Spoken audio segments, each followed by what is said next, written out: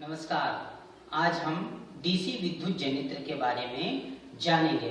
किस प्रकार से डीसी विद्युत जनित्र द्वारा धारा उत्पन्न होती है, किस प्रकार से जनरेटर से धारा उत्पन्न होती है, इसके बारे में आज हम चित्र के माध्यम से जानेंगे।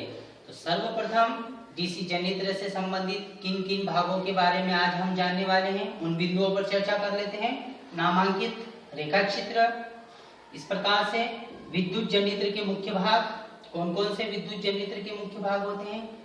तो क्षेत्र चुंबक, आर्मेचर, विभक्त वलय, ब्रूस। इस प्रकार से विद्युत जनित्र के भाग एवं कार्यविधि। तो आज हम विद्युत जनित्र के इन भागों के बारे में जानेंगे। सर्वप्रथम नामांकित चित्र हमने बना दिया। विद्युत जनित्र के जो मुख्य भाग होते हैं उनमें प्रथम बिंदु हमारा NS क्षेत्र चुंबक। यह सामान्य विद्युत जनित्र में नाल चुंबक का बना होता है, किंतु जो डायनेमो होता है उसमें स्थायी विद्युत चुंबक होता है। इसी प्रकार से आर्मेचर, दूसरा बिंदु हमारा आर्मेचर ABCD आर्मेचर, जो नर्म लोहे पर तांबे के तारों को लपेटकर बनाई गई एक कुंडली होती है, तो आर्मेचर।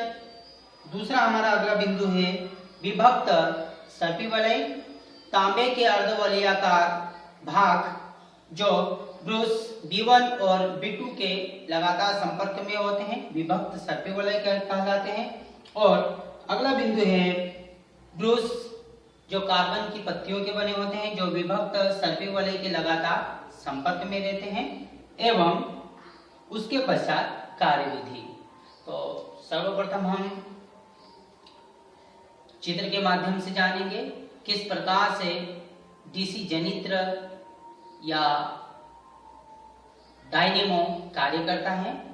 तो जब सामान्य स्थिति में डीसी जनित्र होता है तब सर्पी वलय S1 का संपर्क ब्रश B1 से, सर्पी वलय S2 का संपर्क ब्रश B2 से होता है।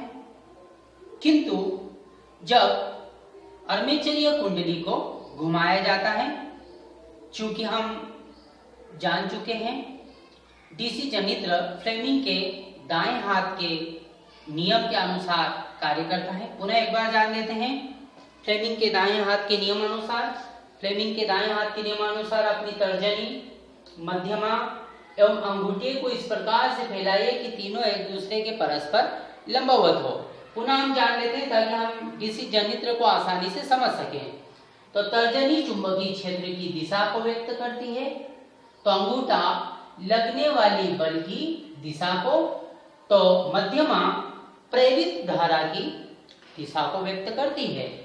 इस प्रकार यदि डीसी जनित्र के आर्मेचरीय कुंडली को घुमाया जाता है तो AB भुजा पर बलयुग्म ऊपर की ओर एवं CD भुजा पर बलयुग्म ऊर्ध्वाधर नीचे की ओर लगता है।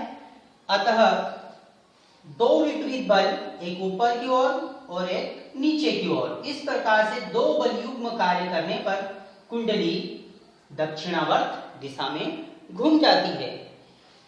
ऐसी स्थिति में ब्रूस B1 के संपर्क में सर्पी वलय S2 आ जाता है एवं ब्रूस B2 के संपर्क में सर्पी वलय S1 आ जाता है।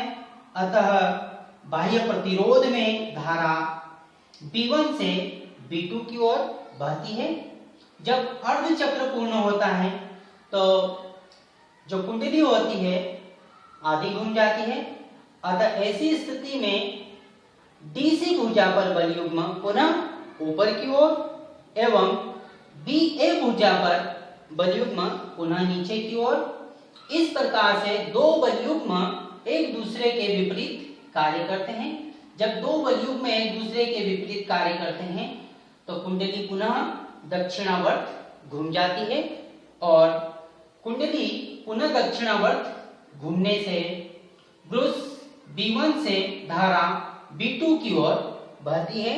इस प्रकार से कुंडली के लगातार घूमने से धारा ब्रुश B1 से B2 की ओर अर्थात बाह्य प्रतिरोध में धारा ब्रुश B1 से B2 की ओर लगातार बहते रहती है और इस प्रकार से बाह्य प्रतिरोध में धारा प्राप्त होती रहती है और इस प्रकार से डीसी जनित्र की कुंडली लगातार घूमती रहती है और बाह्य प्रतिरोध में धारा लगातार प्राप्त होती रहती है। इस प्रकार से डीसी जनित्र या डायनोमो के द्वारा धारा प्राप्त की जाती है। अर्थात फ्लेमिंग के दाहिने हाथ के नियम के आधार पर डीसी जनित्र कार्य करता है और इस आधार पर डीसी जनित्र लगातार कार्य करता रहता है एवं बाह्य प्रतिरोध में धारा प्राप्त होती रहती है। इस प्रकार से यांत्रिक ऊर्जा विद्युत ऊर्जा में परिवर्तित होती रहती है। धन्यवाद।